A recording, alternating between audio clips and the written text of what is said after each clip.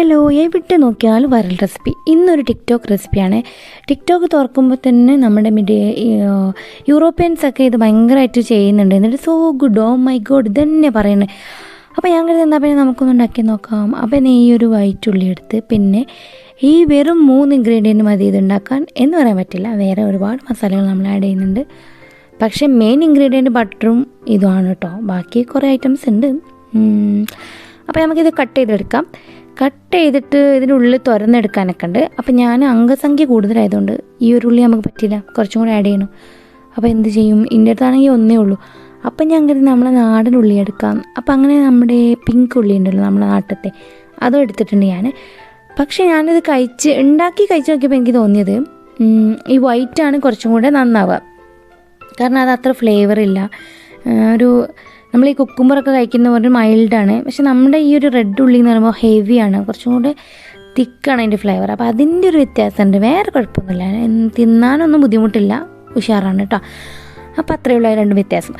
പിന്നെ ഞാൻ ഈ ബട്ടർ കുറച്ച് മെൽറ്റ് ചെയ്തെടുത്തിട്ടുണ്ട്. എന്നിട്ട് അതിലേക്ക് നമുക്ക് ആവശ്യമുള്ള എന്ത് മസാല വേണമെങ്കിലും ആഡ് ചെയ്യും. ഞാൻ അങ്ങനെ ഉണ്ടാക്കിയിട്ടുള്ളത്. ഞാൻ കണ്ട വീഡിയോയിൽ ഞാൻ പറഞ്ഞല്ലോ, യൂറോപ്യൻസൊക്കെ അവരുടേതായ മസാലയാണ് ഈ ആഡ് ചെയ്തിട്ടുള്ളത്. അപ്പം ഞാൻ എൻ്റെ കയ്യിൽ നമ്മുടെ കുരുമുളക്, പാപ്രിക്ക പൗഡർ, ജീരകം, ഗരം മസാല ഇത് മാത്രം ആഡ് ചെയ്ത് നോക്കി. പിന്നെ കുറച്ച് സാൾട്ട് ഇട്ട് നോക്കി. അപ്പോൾ എനിക്ക് എന്തോ നമ്മൾ പറയില്ലേ, ഒരു ഉപ്പും പുളിയും ഇല്ലാത്ത പോലെ എനിക്ക് തോന്നി. അപ്പം ഞാൻ കരുതി നമ്മുടെ കുറച്ച് മുളകും മല്ലിയും ഇട്ടാലോ. അങ്ങനെ അത് രണ്ടും ഇട്ടപ്പോൾ സെറ്റായി. വേറെ കുഴപ്പമൊന്നുമില്ല. അതിൻ്റെ ഒരു കുറവ് ഇനി നമ്മളത് ഇഷ്ടപ്പെടുന്നതുകൊണ്ടാണോ അറിയില്ല, എനിക്കത് ഫീൽ ചെയ്തപ്പോൾ ഞാനതിട്ടു. പിന്നെ നമ്മുടെ ഇഞ്ചി വെളുത്തുള്ളി 1 ടേബിൾ സ്പൂണോളം അരച്ചെടുത്താണിത്.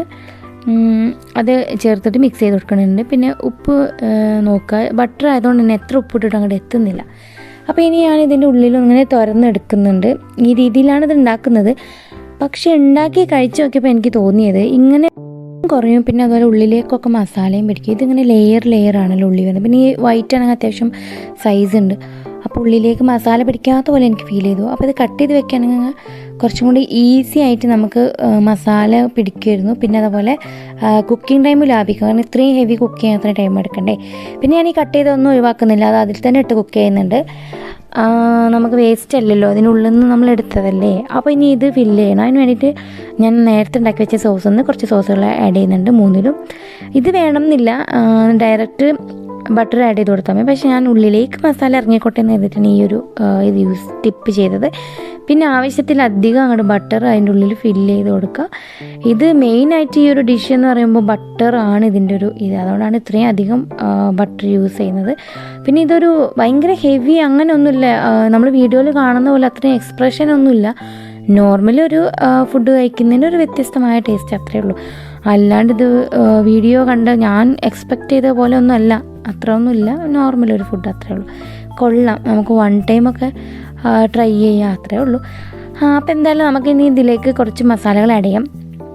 അപ്പോൾ ഞാൻ ഈ സോസിൽ ആഡ് ചെയ്തിട്ടുള്ള മസാലകൾ തന്നെയാണ് ആഡ് ചെയ്യുന്നത്. അത് ഒന്ന് സെപ്പറേറ്റ് ആയിട്ട് ആഡ് ചെയ്യുന്നത് ഇതിലും പിടിക്കാൻ വേണ്ടിയിട്ടാണ്. ഇതുപോലെ പെപ്പർ പൗഡർ, പെപ്പറിക്ക, ചില്ലി പൗഡർ, പിന്നെ ബ്ലാക്ക് പെപ്പർ, കോറിയാണ്ടർ, അങ്ങനെയുള്ള ഒറിഗാനും കൂടെ ആഡ് ചെയ്തിട്ട് ജസ്റ്റ് ഒന്ന് സെറ്റ് ചെയ്യുന്നത്. അപ്പോൾ ഇത്രയും മസാല ഇടുമ്പോൾ ഇത് മസാല ഹെവി ആവില്ലേന്ന് തോന്നുന്നുണ്ടോ? പക്ഷെ അങ്ങനെയല്ല. ഈ മസാല ഞാൻ ഇത്രയും മസാല ഇട്ടിട്ട് ഇത് അതിലേക്ക് തികയാത്ത പോലെ എനിക്ക് ഫീൽ ചെയ്തു.